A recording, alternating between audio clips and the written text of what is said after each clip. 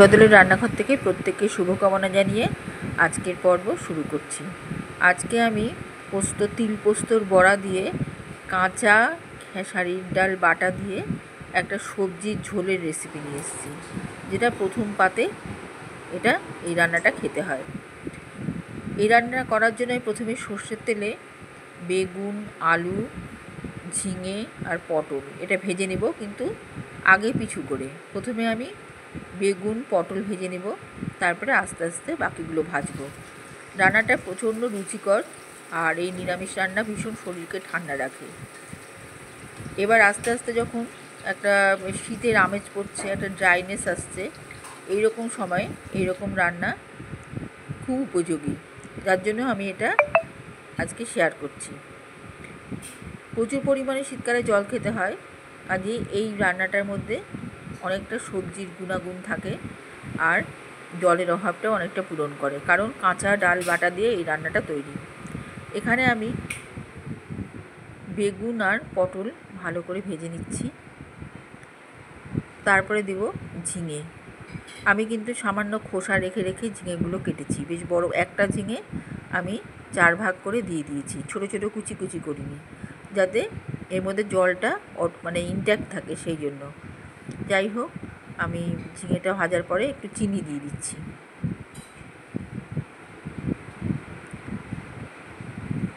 দিয়ে ঢাকা দিয়ে দিলাম।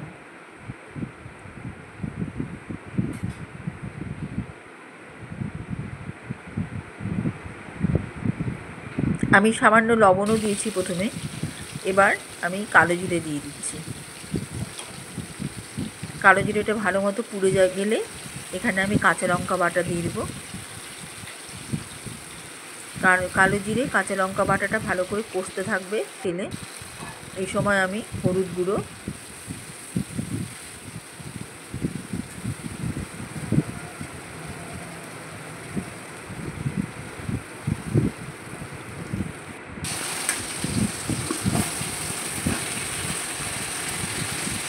আলু, বরবটি দিয়ে দিলাম।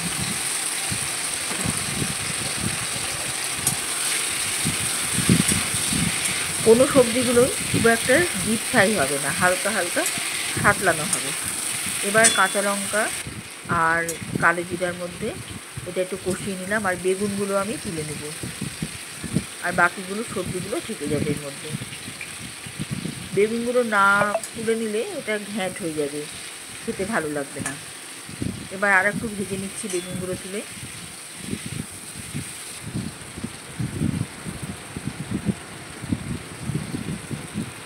এই সময় আমি খেসারির ডাল বাটা দিয়ে দিলাম।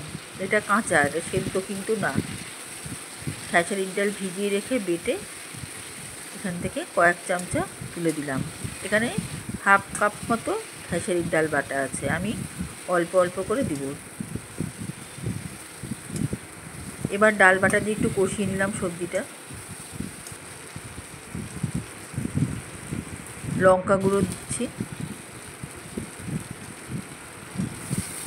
জিরের গুঁড়ো,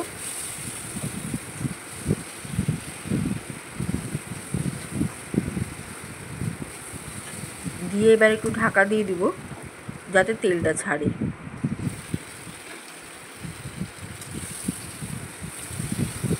বেশ একটা ভাজা ভাজা ভাব হয়ে এসছে, আর একটু ভেজে নেব।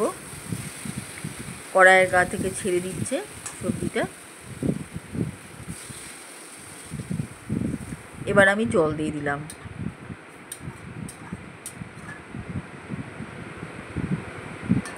এই রান্নাটা শরীরকেই খুব ঠান্ডা রাখে। এখানে পোস্ত আর তিল আমি নিয়েছি, এটা বেটে নিব। তিল পোস্ত বাটবো, বেটে নিব। আর এদিকে ঝোলটা ফুটতে আরম্ভ করেছে। সবজি সেদ্ধ না হওয়া পর্যন্ত ঝোলটা ফুটবে।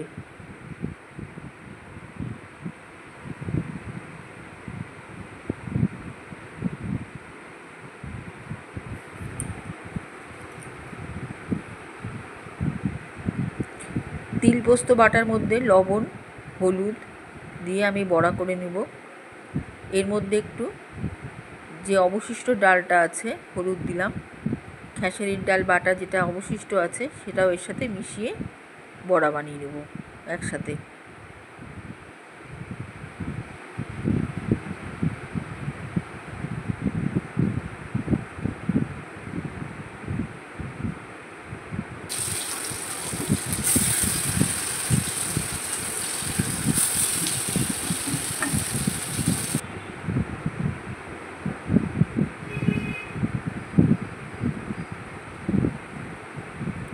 এইভাবে কড়া কড়া করে বড়া ভেজে তুলছি।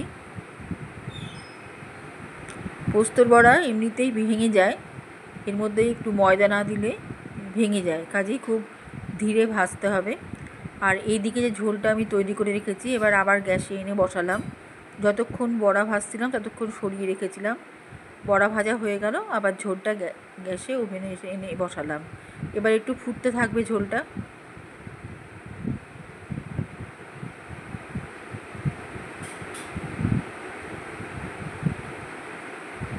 এবার তুলে রাখা বেগুনটা দিয়ে দিচ্ছি, যেটা ভেজে রেখেছিলাম।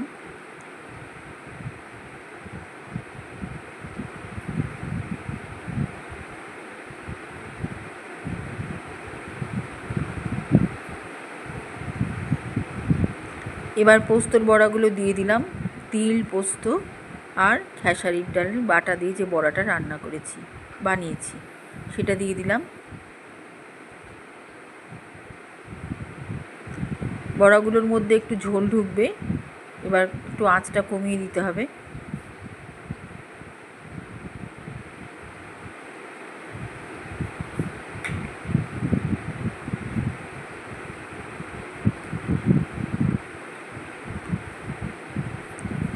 এবার বাটি চেঁচে মুচে কাঁচা ডালটা সামান্য 1 চামচের মতো ছিল, সেটাও দিয়ে দিলাম।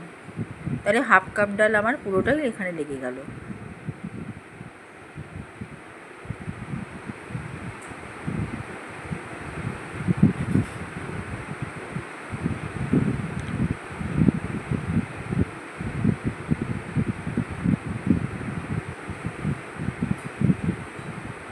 এখানে আমি বারে বারে লঙ্কা ব্যবহার করেছি, এই জন্য এটা মরিচ ঝোল বলা হয় এটাকে। এখানে লঙ্কার ব্যবহারটা বেশি হয় এই রান্নাতে, আর কোনো মশলা সেরকম লাগে না। এখানে আমি একটা মশলা তেল ব্যবহার করেছি, যেটা ডেসক্রিপশন বক্সে দিয়ে দেবো কীভাবে বানিয়েছি এই উপকরণগুলো। এই মশলা তেলটা এই ঝোলটাকে খুব সুস্বাদু করে তোলে। এই মশলা তেলটা দিয়ে সামান্য একটু রেখে আমি এটা নামিয়ে নেব। ঝোলটা খেতে খুব ভালো হয়। সবথেকে বড় কথা, এখন একটা শুষ্ক দিন আসছে, এরকম একটা সবজির জুসে ভর্তি হালকা রান্না খেলে শরীর ঠান্ডা থাকবে।